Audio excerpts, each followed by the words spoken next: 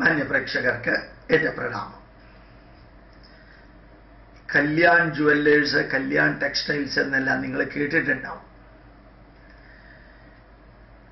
അത് എങ്ങനെയാണ് അവരുടെ ബിസിനസ് നടക്കുന്നത് എന്നുള്ളതിനെ കുറിച്ചിട്ട് വലിയൊരു ആർട്ടിക്കിൾ ഉണ്ടായിരുന്നു പത്രത്തിൽ.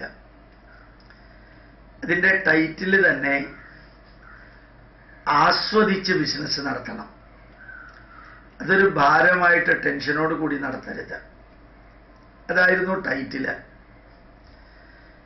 കല്യാൺ ജുവല്ലേഴ്സ് പണ്ട് നമ്മൾ അത്രയും കേട്ടിട്ടില്ല.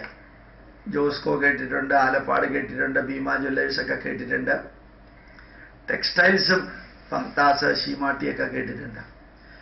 പക്ഷേ കഴിഞ്ഞ കുറച്ചു കാലമായിട്ട് പെട്ടെന്ന് വളർന്ന് വികസിച്ച ഒരു ഉജ്ജ്വലമായ സ്ഥാപനം. മാത്രമല്ല 500 കോടിയോ 5000 കോടിയോ മറ്റോ അവരിപ്പോൾ അടുത്ത 6 മാസം കൊണ്ട് മാർക്കറ്റിൽ ഇൻവെസ്റ്റ് ചെയ്യാൻ പോകുന്നു. ഭാരതത്തിലെ വിവിധ സംസ്ഥാനങ്ങളിലും ഭാരതത്തിന് പുറത്തുമെല്ലാം അവരുടെ ധന്യമായിട്ടുള്ള കർമ്മ പദ്ധതികൾ, ബിസിനസ് വെഞ്ചർ ഉണ്ട്.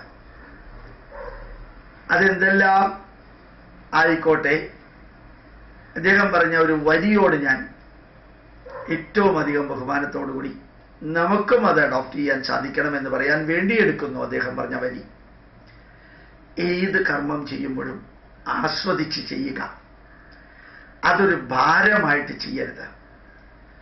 പിറുപിറുത്തുകൊണ്ടും എതിർത്തുകൊണ്ടും പുച്ഛിച്ചുകൊണ്ടും അവഹേളിച്ചുകൊണ്ടും ധാർഷ്ട്യത്തോടുകൂടി നിരാകരിച്ചുകൊണ്ടും കുറേ പ്രവർത്തിച്ച് പിന്നെ ഗതികേട് കൊണ്ട് അതിൽ തുടർന്നും പ്രവർത്തിക്കേണ്ടി വരുന്ന അവസ്ഥ ഉണ്ടാവരുത്. ഞാനൊരു പുസ്തകത്തിൽ വായിക്കേണ്ടായി, ഒരു ജോലി ഡിവോഷൻ, ഡെഡിക്കേഷൻ, സിൻസിയറിറ്റി ആയിട്ട് ചെയ്യുകയാണെങ്കിൽ 17 കലോറി എനർജി മതി 1 മണിക്കൂർ പ്രവർത്തിക്കാൻ. അതേ ജോലി വിമുഖതയോടുകൂടി, വിരസതയോടുകൂടി, എതിർത്തും പുച്ഛിച്ചും കൊണ്ട് ചെയ്യുകയാണെങ്കിൽ ഏതാണ്ട് 100 കലോറി എനർജി നമുക്ക് ചെലവാവുന്നുണ്ട്. ചില സ്ഥാപനങ്ങളിലൊക്കെ പ്രവർത്തിക്കുന്ന വ്യക്തികൾ വൈകുന്നേരം 6 മണി 7 മണിയായിട്ടും തളരാതെ തകരാതെ പ്രവർത്തിക്കുന്നതും എനർജറ്റിക്കായിട്ട് പ്രവർത്തിക്കുന്നത് കാണാറുണ്ട്. എൻ്റെ വ്യക്തിപരമായ അനുഭവത്തിൽ ചിലപ്പോൾ ഒരു ദിവസം തന്നെ 4 പ്രഭാഷണം ഉണ്ടാവാറുണ്ട്. ആ 4 പ്രഭാഷണം കഴിഞ്ഞിറങ്ങുമ്പോഴും ഒരു തളർച്ചയും തോന്നാറില്ല. പ്രായത്തിൻ്റെ രീതി എടുത്താൽ സൂര്യൻ അസ്തമിക്കുന്ന ലെവലിലേക്ക് പോകാറായി ഗോപാലകൃഷ്ണൻ എന്ന എനിക്കും. പക്ഷേ വലിയ തളർച്ചയൊന്നും തോന്നാറില്ല. പലപ്പോഴും ഈ കഴിഞ്ഞ 2 ആഴ്ചകളിലായിട്ട് വീട്ടിലെത്തുന്നത് രാവിലെ 1 മണിക്ക് 2 മണിക്കൊക്കെയാണ്. യാത്ര കഴിഞ്ഞ് പാലായിൽ നിന്നും, കോട്ടയത്ത് നിന്നും, എറണാകുളത്ത് നിന്നും, ദൂരെ പല സ്ഥലത്ത് നിന്നും, അബുദാബിയിൽ നിന്നും, ബറോഡയിൽ നിന്നും, അതേപോലെ തന്നെ ആന്ധ്രയിൽ നിന്നും എല്ലാം വരുമ്പോൾ പാതിരാത്രിയൊക്കെ കഴിയാറുണ്ട്. അടുത്ത ദിവസം 5 മണിക്ക് എഴുന്നേൽക്കാനും കുളി കഴിഞ്ഞ് വേദം വായിക്കാനും പിന്നെ യൂട്യൂബിൽ റെക്കോർഡ് ചെയ്യാനും വലിയ ബുദ്ധിമുട്ടൊന്നും തോന്നാറില്ല. അതെൻ്റെ വ്യക്തിപരമായിട്ടുള്ള അനുഭവമാണ്. അതിങ്ങനെ പറയേണ്ടതല്ല എന്നുള്ളത് എനിക്കറിയാം. പക്ഷെ പറയാൻ കാരണം ഇതാണ്: സന്തോഷത്തോടുകൂടി, സമർപ്പണത്തോടുകൂടി അതൊരു ദൗത്യവും അതൊരു മിഷനുമാണ് എന്ന് വിചാരിച്ച് ചെയ്യുമ്പോൾ ശരീരവും മനസ്സും തളരുന്നില്ല എങ്കിൽ നമുക്ക് ആ കർമ്മം ചെയ്യാൻ വളരെയധികം താല്പര്യം, വളരെയധികം ആഗ്രഹം.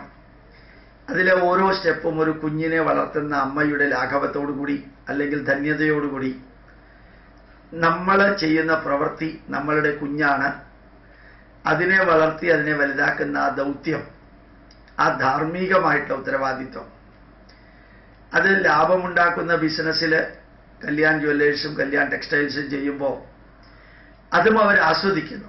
അതിൽ നിന്ന് കിട്ടുന്ന പ്രോഫിറ്റ് മാത്രമല്ല, ഇത്രയും അധികം കടകൾ, ഇത്രയും അധികം ജോലിക്കാർ, ഇത്രയും അധികം കോസ്റ്റ്ലി ആയിട്ടുള്ള സാധനങ്ങൾ എവിടെ വേണമെങ്കിലും അബദ്ധം പറ്റാം. ഇവിടെ എല്ലായിടത്തും സ്കൂൾ കലാമേളമാരി ഇന്റലിജൻസ് വിഭാഗത്തിനെ വെക്കാനൊന്നും സാധിക്കില്ല. സ്വർണ്ണ കച്ചവടം നടത്തുന്ന ഓരോ ഷെൽഫിലും നിൽക്കുന്ന ഇവരുടെ ജോലിക്കാരെ പരിശോധിക്കാനായിട്ട് ക്യാമറ ഉണ്ടാവുമായിരിക്കാം.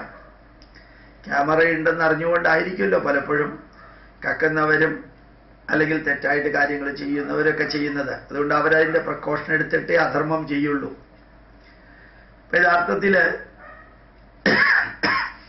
വളരെ വ്യക്തമായിട്ട് പറയുകയാണെങ്കിൽ നമ്മൾ ഏത് കാര്യങ്ങൾ ഏറ്റെടുത്താലും പ്രായമായി, വയ്യ, ക്വാളിഫൈഡ് അല്ല, വേറെ ജോലിയുണ്ട്, ഉത്തരവാദിത്തം കുറവുണ്ട്, കുടുംബ പ്രാരബ്ധമുണ്ട്, ഓഫീസിൽ ബർഡൻ ഉണ്ട് എന്നെല്ലാം പറഞ്ഞ് മാറി നിൽക്കുന്നില്ലേ? അതിന് പ്രധാന കാരണം ഈ പ്രവൃത്തി ആസ്വദിച്ച് ചെയ്യാൻ പറ്റണില്ല. ആസ്വദിച്ച് ചെയ്യാൻ സാധിക്കുന്നതാണെങ്കിൽ നമ്മുടെ വീട്ടിലുള്ളവർക്ക് ആർക്കെങ്കിലും അസുഖം വന്നു ആശുപത്രിയിലേക്ക് പോയാൽ ആസ്വദിച്ചല്ല പോകുന്നതെങ്കിലും പോകാതിരിക്കാൻ നിവൃത്തിയില്ലാത്തതുകൊണ്ട് നമ്മൾ പോകാറുണ്ട്. അവരെ പരിചരിക്കുമ്പോൾ നമുക്കതൊരു ഭാരമായിട്ട് തോന്നാറില്ല. പരിഹരിച്ചേ മതിയാവും എന്നുള്ളത് കൊണ്ടായിരിക്കാം. അപ്പം അതിന് നമുക്ക് സമയമുണ്ട്, അതിന് നമുക്ക് സമ്പത്തുണ്ട്, അതിന് നമുക്ക് ഊർജ്ജമുണ്ട്. ഇപ്പം ചില കാര്യങ്ങൾ ചെയ്തേ തീരൂ എന്ന് വരുമ്പോഴത്തേക്കും നമ്മൾ ചെയ്യുന്നു. ചില കാര്യങ്ങൾ ചെയ്തില്ലെങ്കിൽ പ്രശ്നമുണ്ടാവുമെന്ന് പറഞ്ഞ് ചെയ്യുന്നു. ഇത് രണ്ടുമല്ലാതെ ചെയ്യുമ്പോഴത്തേക്കും കിട്ടുന്ന ആസ്വാദ്യത, preparation for living is not life, experience of living is life. ജീവിതാനുഭവങ്ങളിലൂടെ കടന്നു പോകുമ്പോൾ അതിലെ ഉയർച്ചയും താഴ്ചയും എല്ലാം ആസ്വാദ്യമാക്കുന്നു എന്ന് വിചാരിക്കാം. ഏത് സ്ഥാപനത്തിലും പ്രശ്നമുണ്ടാവും. കേരളത്തിലുള്ള സ്ഥാപനമായ സ്ഥിതിക്ക് തീർച്ചയായിട്ടും പ്രശ്നമുണ്ടാവും.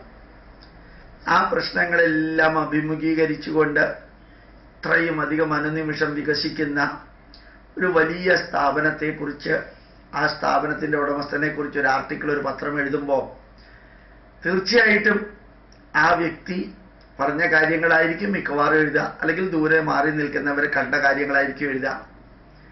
അപ്പോൾ അവർ പറഞ്ഞതായാലും കണ്ടതായാലും ആ സ്ഥാപനം ധന്യമായിട്ട് കൊണ്ടുപോകുന്നതിൽ സ്ഥാപനം നടത്തുന്നവർ വളരെയേറെ ആസ്വദിക്കുന്നുണ്ട്, സന്തോഷിക്കുന്നുണ്ട്. ഇല്ലെങ്കിൽ എക്സ്പാൻഷൻ നടക്കില്ലല്ലോ.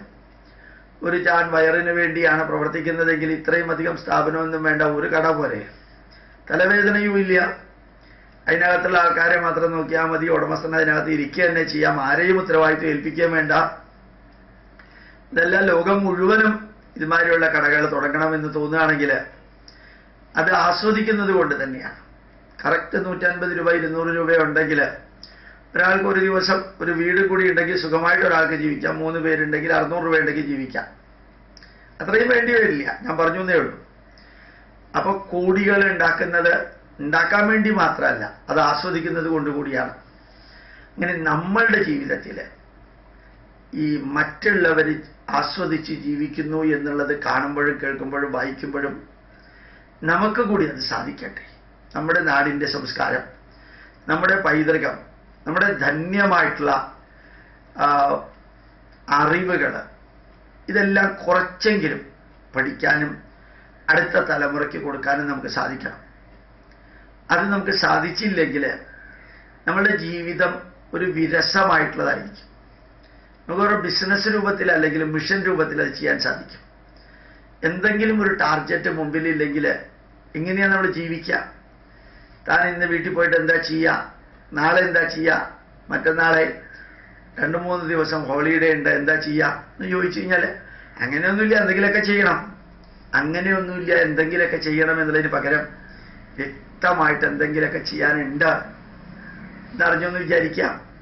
ഈ heritage-products.india.in heritage-products.in എന്ന ആ പോർട്ടൽ ഉണ്ടാക്കിയപ്പോൾ വലിയ അഭിമാനം തോന്നി. അത് ഇന്നലെ പ്രവീൺ കുമാർ എന്ന് പറയുന്ന വ്യക്തിയാണ് ഇതൊക്കെ ഡിസൈൻ ചെയ്യുന്നത്. ഞാൻ കണ്ടന്റ് മാത്രം എടുത്തിട്ട് അപ്ലോഡ് ചെയ്യാണ്.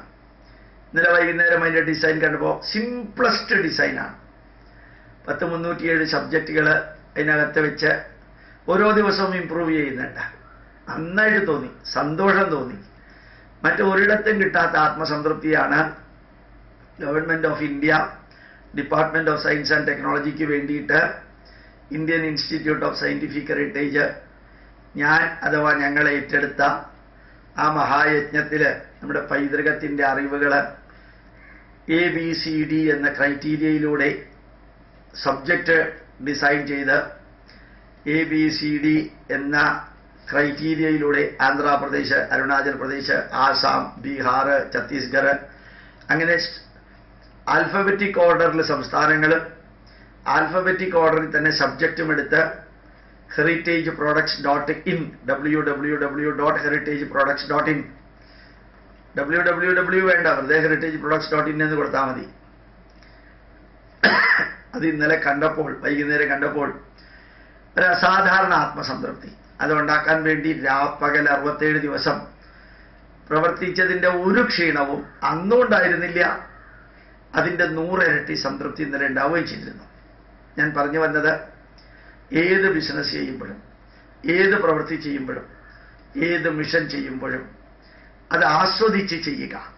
ധന്യമായിട്ട്, ഒരു ഭാരമായിട്ട് ചെയ്യാതെ ആസ്വദിച്ച് ചെയ്യാൻ സാധിക്കട്ടെ.